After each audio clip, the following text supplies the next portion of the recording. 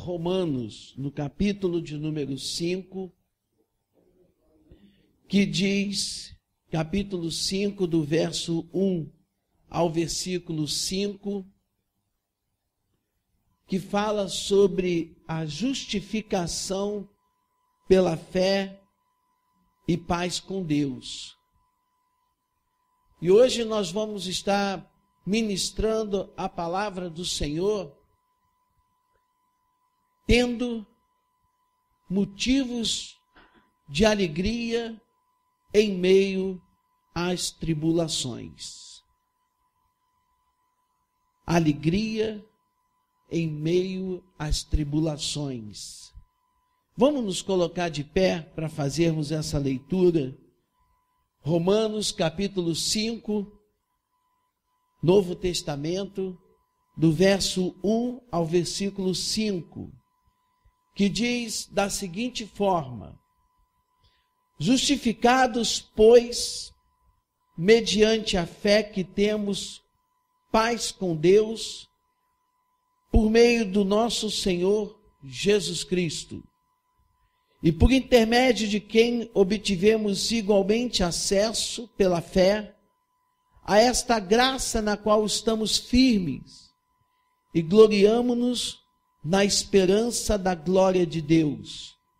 E não somente isto, mas também nos gloriamos nas próprias tribulações, sabendo que a tribulação produz perseverança, e a perseverança, experiência, e a experiência, esperança. Ora, a esperança não confunde, porque o amor de Deus é derramado em nosso coração pelo Espírito Santo que nos foi outorgado. Amém? Vocês podem assentar-se. Na verdade, eu quero, em primeiro lugar, dizer para vocês que não devemos extrair alguma compreensão dessa carta tão somente com a leitura ou de um verso ou de um único capítulo. É muito importante que tenhamos uma compreensão da carta que o apóstolo Paulo escreveu aos crentes em Roma, para que possamos ter uma ideia daquilo que ele estava querendo transmitir aos crentes daquela época, que nos servem também nos dias atuais. É muito importante também que você, ao estudar, ao ler essa carta, também observe que ela deve ser lida de uma maneira direta, ou seja, não tem diferenciação entre capítulo e versículos. É como se fosse uma coisa só. Quem colocou capítulos e versículos foi no intuito de facilitar a que pudéssemos encontrar melhor os textos que estão narrados. Mas é uma narrativa. E outra verdade que nos salta aos olhos é que quando o apóstolo Paulo escreve esta carta, ele tinha um objetivo em mente e ele tinha uma direção para aquelas pessoas às quais estava sendo objeto desta carta. Então, eu vi que o apóstolo Paulo, ele começa destacando o fato de que toda a nossa natureza, ela é pecaminosa e que estávamos destituídos da glória de Deus, não somente os gentios, mas também os judeus. E ele demonstra isso. Todos pecaram. Todos estavam debaixo de uma condenação. Mas Cristo Jesus veio justamente para restaurar o ser humano ao Criador.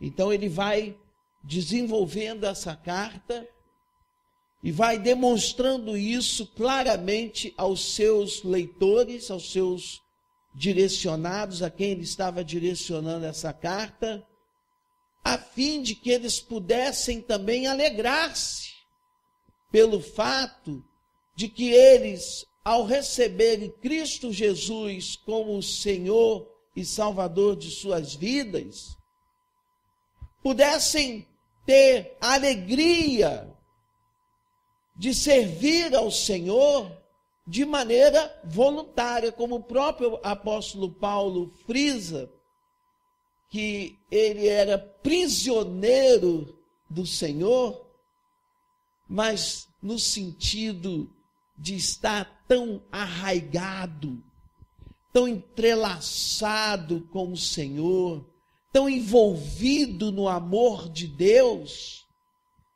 que ele dizia assim: olha, eu posso estar em cadeias, mas o meu interior está livre. O meu espírito está livre para servir a Deus. E ele então, queridos, nos dá algumas indicações de que nós também devemos compreender e termos essa mesma alegria que foi capaz de sustentar aquele homem em situações tão difíceis na sua vida. Você que conhece a história do apóstolo Paulo, sabe que a vida daquele homem foi marcada por perseguições, foi marcado por prisões, foi marcado por naufrágio. Não foi uma ou duas vezes, ele teve outros acontecimentos trágicos na vida dele, mas em todo o tempo ele se mantia firme, ele se mantia fiel ao Senhor e ele mantinha a alegria no seu coração e a esperança de que quando passasse dessa vida, ele ia desfrutar de tudo aquilo que Deus havia reservado para os seus escolhidos. Assim também, queridos, é muito importante também que nós venhamos a compreender que o chamado de Deus para sermos seus filhos, seus servos, está na contramão do sistema desse mundo. Não é possível um crente imaginar que vai viver uma vida sem perseguições. Certa vez Jesus falou: ora, se a mim eles estão perseguindo, eles também vão perseguir vocês. No mundo vocês terão tribulações. Mas tem de bom ânimo, porque eu venci o mundo e vocês também vão vencer. E eu quero dizer para a igreja nessa noite que, mesmo em meio às dificuldades que temos atravessado, mesmo em meio às lutas, às tribulações que temos passado, devemos ter o nosso coração, o nosso pensamento voltado na pessoa de Cristo Jesus, sabendo que tudo isso vai passar. Eu costumo dizer que tanto o rico como o pobre, eles também vão passar. Eu não sei quantos têm ouvido, pelo menos, a notícia de que o Eike Batista diz agora, ultimamente, que ele, pela primeira vez, está fazendo parte da classe média. Imagina o tombo, entre aspas, que deva ter sido provocado na vida financeira desse homem. Parece que agora ele se sente como um simples mortal. Tudo isso nós estamos falando de conjecturas, não posso afirmar. Mas uma coisa é bem verdade. Um dia, tanto a pessoa mais rica, como aqueles mais desprovidos, ou mais pobres, ou desassistidos socialmente, financeiramente, eles vão descer à sepultura. E quando descermos à sepultura, nada daquilo que pudemos adquirir enquanto estávamos vivos, com saúde sobre a terra, vai ser levado para a sepultura. Os bens, casas, carros, dinheiro em banco, tudo isso vai ficar. Se vão aproveitar ou não, nós não sabemos, mas vai ficar.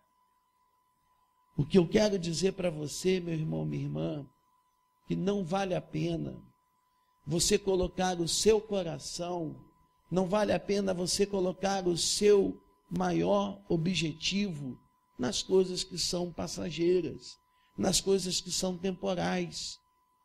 Mas a nossa alegria deve estar em Cristo Jesus e ser colocada naquelas coisas que são eternas. Eu sei, mais dia ou menos dias, eu também vou passar. Você também vai passar. Mas o que nós temos hoje é a esperança de que quando chegarmos diante do Senhor, Deus tem coisas preparadas, riquíssimas para cada um dos seus filhos. Por isso, o apóstolo Paulo, ele destaca que nós devemos ter razões suficientes, motivos de nos alegrarmos do Senhor. E a primeira coisa que deve alegrar o seu e o meu coração é na esperança da glória de Deus que nos está por vir. Eu não imagino, mas eu anseio por poder estar diante do Senhor, diante da glória do Senhor, contemplando face a face o Senhor Jesus, desfrutar de tudo aquilo que Ele tem reservado. Tem pessoas que acham que a terra é a melhor coisa que já pôde ser materializada. E que lá no céu, ou na glória de Deus, nós só vamos ficar cantando, louvando e adorando o Senhor. Você pensa de que maneira? Como vai ser na glória de Deus? Eu quero te dizer algo. Primeiro, o nosso Deus, Ele é um Deus criador e é um Deus criativo. Deus certamente tem coisas muito mais excelentes do que temos visto sobre a face da terra. Ora, se Deus criou a terra, criou todas essas coisas que nós ficamos deslumbrados em olhar as estrelas, olhar o céu, o sol, a lua e todas as outras coisas, as florestas, os oceanos. Imagine o que Deus tem preparado para os seus filhos na eternidade. Certamente, meu irmão, minha irmã, nós não vamos ficar parados lá o dia inteiro, somente cantando e adorando, louvando o Senhor. Mas Deus vai nos dar condições de nós termos cada dia mais um dia de alegria em Cristo Jesus. Vamos poder realizar outras coisas que os nossos pensamentos não conseguem imaginar. E Deus vai estar sempre criando coisas novas para toda a eternidade, para os seus filhos e filhas, em nome do Senhor Jesus. O segundo motivo que devemos nos alegrar em tempos de angústia, de tribulações, é que o próprio Senhor, como eu disse, Ele também passou por todas essas aflições, angústias, tribulações que nós também passamos. Ou seja, na verdade, foram essas aflições, angústias e tribulações que Cristo vivenciou, que nós estamos vivenciando, é que nos torna filhos de Deus, filhas de Deus. A nossa filiação é porque nós nos identificamos com o sofrimento de Cristo, bem como na sua morte e bem como na sua ressurreição. Eu sei que quando a morte bate na nossa porta, é um momento de pesar. Ontem tivemos a perda, por assim dizer, de uma pessoa querida de muitos anos, que foi auxiliar e companheira de minha mãe. Mas o que nos alegra é saber que aquela pessoa está nos braços do Senhor. E ela, depois de muitos anos, acredito eu, que possa ter declarado a mesma frase que o apóstolo Paulo declarou: combati o bom combate. Encerrei a carreira que me estava proposto.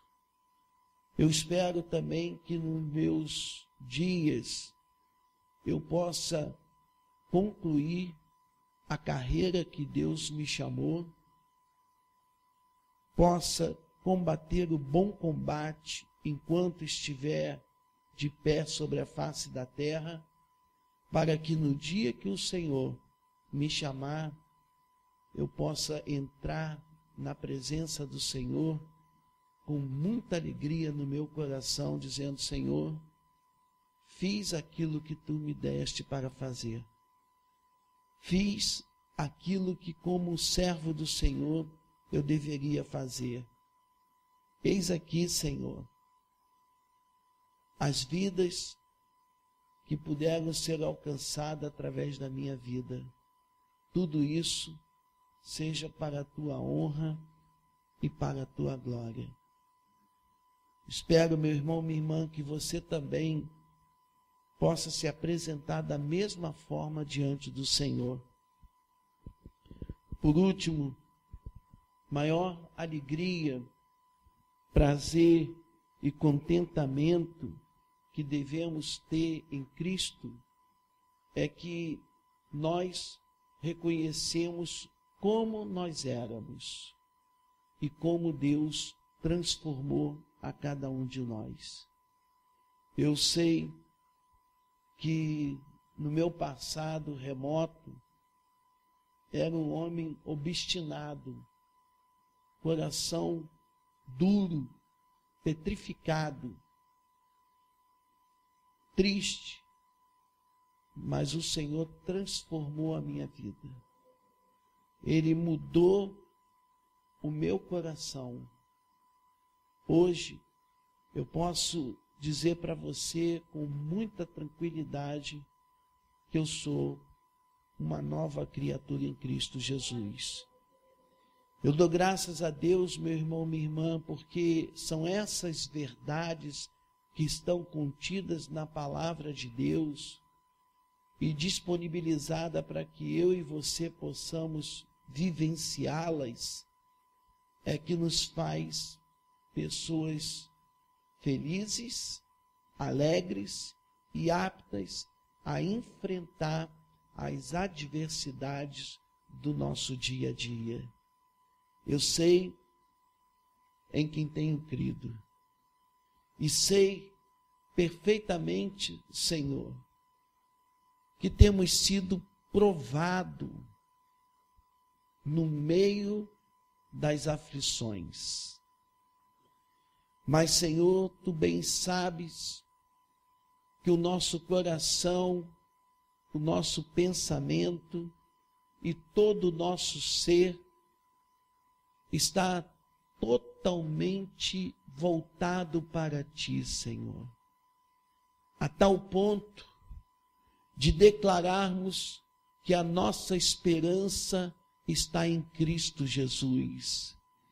De declarar, Senhor, que nada poderá nos separar do amor de Deus que está em Cristo Jesus.